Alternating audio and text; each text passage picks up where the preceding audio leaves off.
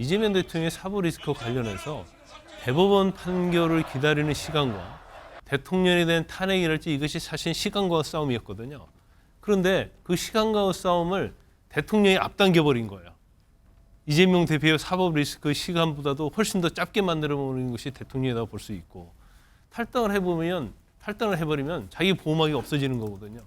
그러면 결과적으로 탄핵될 가능성이 훨씬 더 높아지는 것이다. 그러면 만약에 탈당을 하지 않고 같이 있다가 탄핵이 됐을 때 그런 경우를 상정해 보자고요. 그럼 같이 국민의힘이 같이 탄핵되는 거예요. 민주당의 의원들이 한동훈 대표한테 가서 고맙다는 인사를 합니다. 그 본회의장에서 김원희 의원도 그러는 걸 제가 그 방송에 그 화면에서 봤고, 그런 것들을 보면은 그 상대편 당이지만 굉장히 이성적이고 합리적이고 상식적인 그리고 상당히 빠른 결단을 내려준 거에 대해서 고마운 거예요. 그러면 그 스탠스를 가지고 국민의힘이 이거를 헤쳐나갈 수 있는데, 그걸 버리고 대통령을 비호하면서 사실상의 위헌과 위법을 비호하면서 가겠다? 그거는 제가 볼 때는 앞길이 저는 뭐 굉장히 험난하다. 내각 총사 때 국방장관 해임권은 뭐 마땅하다는 의견이 좀 모아지고 있는데, 이제 관심은 이제 대통령 탈당 요구인데, 이 부분에 대해서 국민의힘 내부에서도 명확하게 입장이 지금 모아지지 않는 상황인데, 김상일 대변인 어떻게 보십니까? 윤 대통령이 탈당 요구가 건의가 이뤄질지, 그리고 거기에 대해서 나아가서 윤 대통령이 거기에 수용을 할지, 이 부분도 좀 관심일 것 같습니다. 일단 국민의힘이 대통령의 탈당 요구를 하지 않으면 정치적으로 굉장히 코너에 물릴 것이다, 이런 생각이 들고요. 그리고 지금 제가 박수 쳐 드리고 싶은 3명의 정치 지도자를 얘기했잖아요. 조금 전에 말씀드린. 그 중에 한 명이 한동훈이 들어있어요. 그게 뭐냐? 사실은 화면을 찾아보시면 알겠지만 민주당의 의원들이 한동훈 대표한테 가서 고맙다는 인사를 합니다. 그 본회의장에서. 김원희 의원도 그러는 걸 제가 그 방송에 그 화면에서 봤고, 그런 것들을 보면은 그 상대편 당이지만 굉장히 이성적이고 합리적이고 상식적인 그리고 상당히 빠른 결단을 내려준 거에 대해서 고마운 거예요. 그러면 그 스탠스를 가지고 국민의힘이 이거를 헤쳐나갈 수 있는데, 그걸 버리고 대통령을 비호하면서 사실상의 위헌과 위법을 비호하면서 가겠다? 그거는 제가 볼 때는 앞길이 저는 뭐 굉장히 험난하다. 그리고 어느 누구도 국민에게 박수 받지 못할 것이다. 때로는 박수가 아니라 돌팔매질을 당할 가능성이 굉장히 높다, 저는 이렇게 생각합니다. 네, 임기흥 부대변인한테 한번 여쭤봐야 될 것 같은데, 이런 상황, 이 친윤계 입장에서는 아무래도 대통령 탈당 요구를 막자고 할 것 같고, 친한계 의원 쪽에서는 한동훈 대표를 비롯해서 대통령 탈당 요구를 아마 거세게 요구할 것 같은데, 자, 대통령실이 뭐 온다고 하면 수용을 할지, 아니면 또 그 이후에 탈당으로 인한 뭐 여파가 있을 거 아니겠습니까? 어떻게 보십니까? 그러니까 지금 뭐 탈당을 요구할 수도 있고 탈당을 반대할 수 있습니다. 근데 그 머릿속에는 뭐가 있냐면, 탈당을 언급하면서 얘기하면서 머릿속에는 탄핵을 염두하고 있기 때문에 그 탄핵을 막기 위한 어떤 과정 속에서 탈당이 과연 맞을 것인가, 아니면 탈당을 반대할 게 맞을 것인가, 그런 어떤 생각을 할 것 같습니다. 그러니까 정무적인 판단이 필요할 수 있는 거죠. 왜냐, 이게 사실 상대가 있는 게임 아닙니까? 그러니까 야당이 있고, 야당에서는 지금 탄핵을 지금 노고라 있고 할 겁니다. 그렇다면 이번에 어떤 탈당을 대통령이 수용을 했을 때, 그리고 대통령이 그 이후에 어떤 입장을 표명에 따라 저는 그게 달라질 수 있다고 보는데, 만약에 탈당이 곧바로 탄핵으로 이어질 수 있는 어떤 명분을 여당 쪽에서 만들어준다고 했을 때, 이 부분에 있어서 국민들이 또 보수에 있는 사람들이 그거를 또 받아들일지 여부를 좀 봐야 되거든요. 그러니까 사실 그렇습니다. 이제 문재인 정부가 탄핵 이후에 만들어진 정부 아닙니까? 그래서 탄핵도 경험하고 조기 대선을 통해서 문재인 정부도 했는데, 그 이후에 국민들은 어떤 불만을 통해서 정권 교체를 이뤄냈습니다.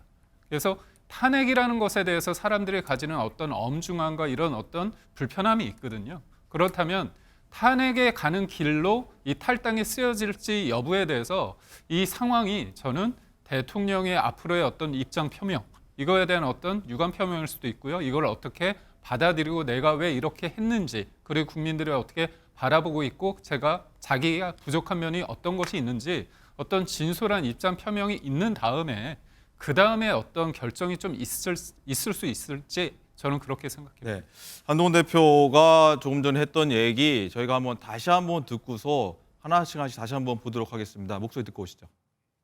제가 오늘 최고위원회 그리고 의총에서 세 가지 제안을 드렸는데요. 첫 번째가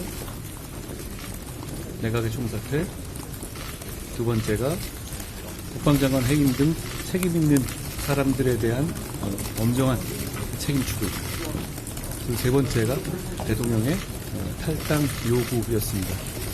의총에서 굉장히 많은 의원님들의 난상 토론이 있었는데요.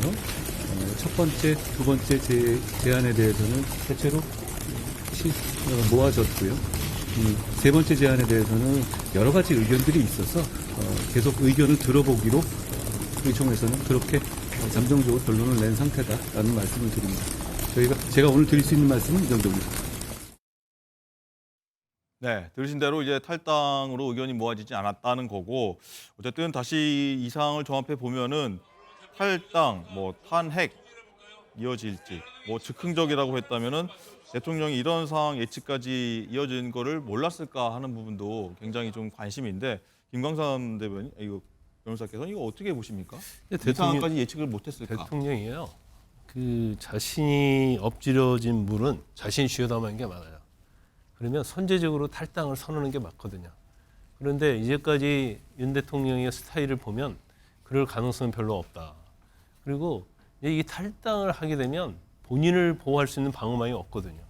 이제까지 국민의힘이 방어막을 해줬지만 그것은 정략적 차원에서 그런 겁니다. 야당이 공세가 이어지고 그렇죠. 여당도 이제 없다. 야당 공세도 있는데 이재명 대통령의 사법 리스크 관련해서 대법원 판결을 기다리는 시간과 대통령에 대한 탄핵이랄지 이것이 사실 시간과 싸움이었거든요. 그런데 그 시간과 싸움을 대통령이 앞당겨버린 거예요. 이재명 대표의 사법 리스크 시간보다도 훨씬 더 짧게 만들어버리는 것이 대통령이라고 볼 수 있고, 탈당을 해버리면 자기 보호막이 없어지는 거거든요. 그러면 결과적으로 탄핵될 가능성이 훨씬 더 높아지는 것이다. 그러면 만약에 탈당을 하지 않고 같이 있다가 탄핵이 됐을 때 그런 경우를 상정해 보자고요. 그럼 같이 국민의힘이 같이 탄핵되는 거예요. 그러면 결과적으로 대통령의 탈당은 이제까지는 어떤 선택이 아니고 이제 상수가 될 가능성이 크다 이렇게 봅니다. 네. 그러면 탈당을 반대하는 국민의 의원들의 명분이 뭔가요? 탈당을 하고 남아 있을 때 그러면 국민의힘의 역할이 무엇인가? 결과적으로 똑같은 거예요. 이재명 대표 방어막 쳐주고 말도 안 되는 거 가지고도 계속 호위무사 역할을 하는 거나 대통령을 방어하는 거나 거의 진배가 없거든요. 그래서 제가 볼 때는 아마 탈당에 대한 논의는 더 활발해질 것이고, 탈당하지 않으면 결과적으로 이제 보수 전체가 수렁에 빠지는 그런 결과가 될 거라고 봅니다. 네. 조금 전에 이 국회 본청 앞에서 민주당 의원들이 모여서 이제 시국선언이랄까 시국대회를 열고 있는데, 윤 기자, 일단은 민주당이 엄중한 내란 행위다, 명백한 탄핵 사유다, 윤 대통령 즉각 퇴진하지 않으면 탄핵 절차 돌입하겠다라고 지금 얘기하고 있는데, 지금 저 화면 나오고 있습니다. 어떤 상황입니까? 네, 지금 비상 시국 대회를 열고 있습니다. 지금 현재 이 개회를 했고 국민 의례까지 진행이 된 상황인지 지금 명확하지는 않은데요. 네. 일단 지금 5개 야당 대표들이 이어서 규탄사를 진행을 할 예정입니다. 이재명 대표의 발언 순서는 가장 마지막으로 일단 예정이 되어 있는데, 그 시간이 12시 반 가까운 시간이 되면 이재명 대표가 발언을 할 것으로 보입니다. 네. 김상일 대변인, 일단은 민주당의 탄핵 절차 돌입, 오늘 탄핵안 발의하고 내일 본회의 보고하고 모레 의결 가능성 나오고 있는데, 본청 앞에서는 지금 애국가 부르고 국민 의례까지 하고 있는 상황이 보이고 있거든요. 이런 상황들 실제로 이어질 거라고 보십니까? 이어질 수 있죠. 그렇지만 저는 좀 더 차분히 가는 게 좋다라고 생각해요. 이 상황이 한동안은 변하지는 않아요. 근데 탄핵안이 만약에 의결이 된다, 내일 모레 의결이 된다, 여기 헌재로 가겠죠? 헌재 재판관이 지금 몇 명이죠? 6분입니다. 그러니까 이게 헌재 재판관 임명을 한 분 정도 더하기 전까지는 이걸 심리해가지고 결정하기도 어려워요. 그렇기 때문에 저는 민주당이 조금 시간이 있기 때문에 이것들을 충분히 국민들에게 조사하고 설명하는 노력과 함께 탄핵을 추진하고 거기에 동시에 내란 음모 혐의, 내란 그 혐의에 대한 특별검사를 동시에 추진하는 것이 맞다. 왜냐하면 내란죄는 불소추 특권의 제외 상황이거든요.